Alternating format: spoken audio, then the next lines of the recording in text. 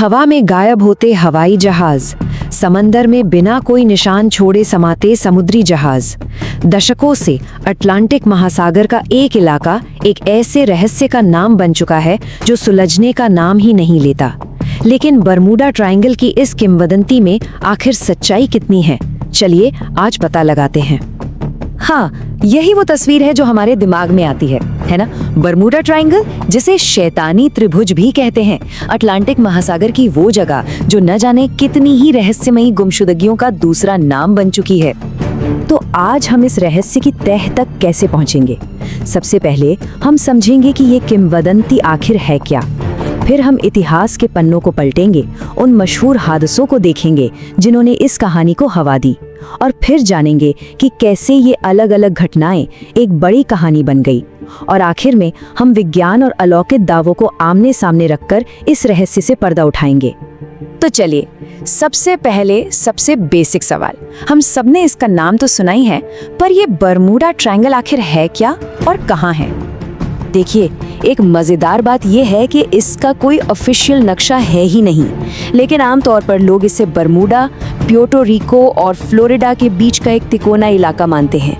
और सबसे ज़रूरी बात, 13 लाख वर्ग किलोमीटर से ज़्यादा का ये विशाल एरिया दुनिया का कोई भूला बिसरा कोना नहीं, बल्कि पृथ्वी के सबसे व्यस्त, सबसे बिजी समुद्री और हवाई रास्तों में से एक है।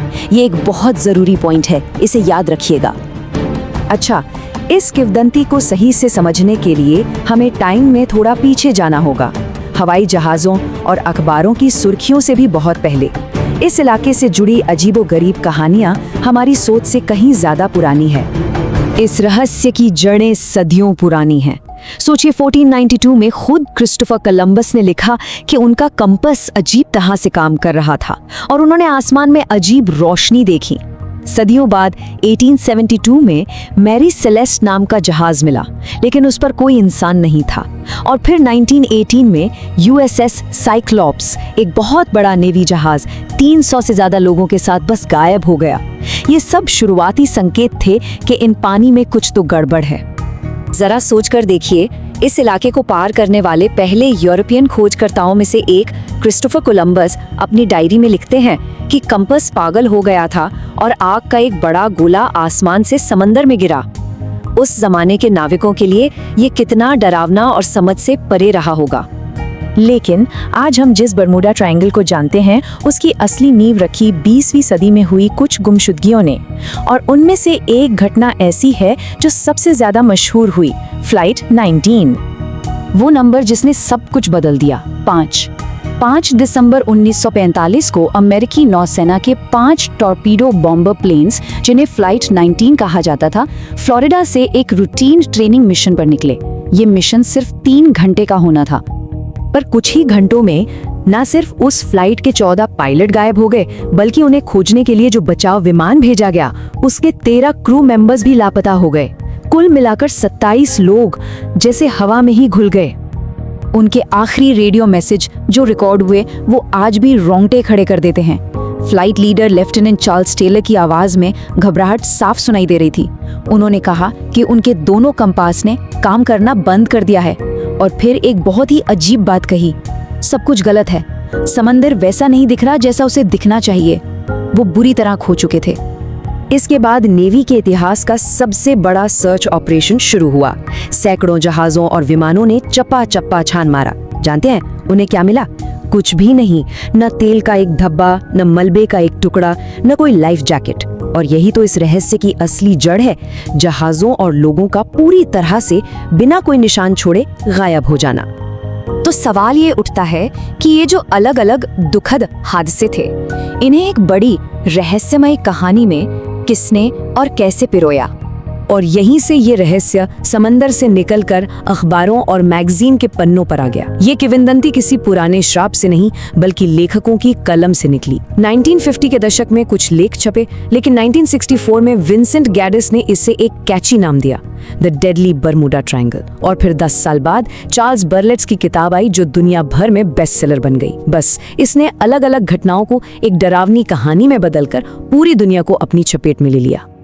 अब जब कोई कहानी इतनी मशहूर हो जाती है, तो उसे समझाने के लिए 2 तरह की थ्योरीज सामने आती हैं। एक तरफ वो बातें हैं जो हमारे तर्क और विज्ञान को चुनौती देती हैं, और दूसरी तरफ है विज्ञान जो प्राकृतिक दुनिया में जवाब खोजने की कोशिश करता है। ये है विज्ञान बनाम अलौकिक शक्तियों की लड़ाई। तो देखिए, ये दो बिल्कुल अलग अलग खेमे हैं। एक तरफ लोग कहते हैं कि यहाँ एलियन आते हैं, टाइम पोर्टल है या अटलांटिस का खोया हुआ शहर है। लेकिन दूसरी तरफ वैज्ञानिक कहते हैं रुको जरा, इसके पीछे शक्तिशाली प्राकृतिक वजहें हो सकती हैं, जैसे कि बहुत बड़ी लहरें, पानी के नीचे गैस का विस्फोट और हाँ, इंसानी गलती। चलिए कुछ मजबूत वैज्ञानिक थ्योरीज को जरा करीब से देखते हैं। इन दैत्य लहरों को दशकों तक सिर्फ नाविकों की कहानियां माना जाता था, लेकिन अब सैटेलाइट डेटा ने ये साबित कर दिया है कि ये सच में होती हैं और हमारी सोच से कहीं ज्यादा बार बनती हैं। एक ही लहर एक बड़े से बड़े जहाज को तोड़ने के लिए काफी है। अच्छा, ये थियरी समझा सकती है कि कुछ जहाज बिना कोई इमरजेंसी कॉल किए इतनी जल्दी कैसे गायब हो गए। जरा सोचिए, जैसे समंदर का पानी अचानक किसी जहाज के नीचे से हट जाए और वो सेकंडों में नीचे चला जाए। ये एक डरावनी लेकिन वैज्ञानिक रूप से मुमकिन थियरी है जो ये भी बताती है कि मलबा कभी-कभी क्यों नहीं मिलता। तो ठीक है, हमारे पास शक्तिशाली प्राकृतिक वजहें हैं, लेकिन जब हम असली आंकड़ों को देखते हैं तब बरमूडा ट्रायंगल एक खतरनाक जगह के तौर पर कैसा दिखता है। यहीं पर यह किंवदंती सचमुच बिखरने लगती है। ये शायद इस पूरे विश्लेषण का सबसे बड़ा सच है। इतनी सारी कहानियों के बावजूद जब रिसर्चर्स और उनसे भी ज्यादा जरूरी इंश्योरेंस कंपनियां जो जहाजों की सुरक्षा पर अरबों डॉलर का दांव लगाती हैं, डेटा देखती हैं, तो वे एक ही नतीजे पर पहुंचती हैं। बरमूडा ट्रायंगल में दुनिया के किसी भी दूसरे व्यस्त समुद्री इलाके से ज्यादा हादसे या गुमशुदगी नहीं होती। मतलब आंकड़ों के हिसाब से ये कोई ज्यादा खतरनाक जगह नहीं है। असल में ये जगह इतनी साधारण है कि खुद अमेरिकी नौसेना और US board on geographic names साफ साफ कहते हैं कि वो तथाकथित बरमूडा ट्रायंगल के अस्तित्व को मानते ही नहीं हैं। मतलब जो ऑफिशियल अथॉरिटीज इन इलाकों की जांच करती हैं, उनके लिए ये कोई अनोखी या असामान्य रूप से खतरनाक जगह है ही नहीं। तो असली कहानी क्या है? ये किसी एक अलौकिक ताकत की कहानी कम और कई चीजों के मेल की कहानी ज्यादा है। यहाँ ट्रैफिक बहुत है, गल्फ स्ट्रीम की वजह से मौसम अचानक बहुत खराब हो जाता है, इंसानों से गलतियाँ होती हैं और हम इंसानों की आदत है कि हम अलग अलग घटनाओं को जोड़कर एक कहानी बना लेते हैं। तो आज हमने क्या सीखा? सबूत हमें किसी अलौकिक भंवर से दूर ले जाते हैं और कुछ त्रासदियों की तरफ इशारा करते हैं। ये हादसे असली थे, दुखद थे, जिन्हें बाद में कहानीकारों ने एक साथ जोड़कर एक दिलचस्प लेकिन आखिर में एक काल्पनिक कहानी बना दिया। और ये हमें एक आखिरी सवाल पर छोड़ जाता है। शायद बरमूडा ट्रायंगल का सबसे दिलचस्प पहलू ये नहीं है कि समंदर में क्या है, बल्कि ये है कि एक अच्छी रहस्यमयी कहानी के लिए हमारा अपना प्यार कितना गहरा है और हम कहानी कहने में कितने माहिर हैं।